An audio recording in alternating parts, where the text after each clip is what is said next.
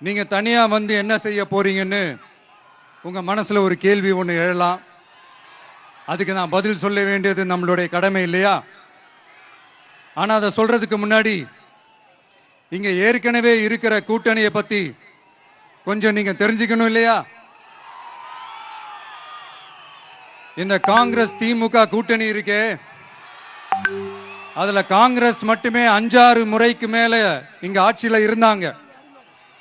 அந்த கூட்டணியில இருந்த ஒரு தலைவர் மக்களை மட்டும் ஏமாத்தல, அவங்களோட தலைவரையே வெட்ட வெளிச்சமா எப்படி ஏமாத்தினார்னு உலகமே பார்த்து கை கட்டி சிரிச்சது.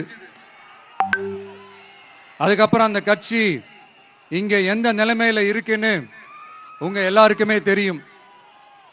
திமுகவும் 2-3 முறைக்கு மேல ஆட்சியில இருந்தாங்க.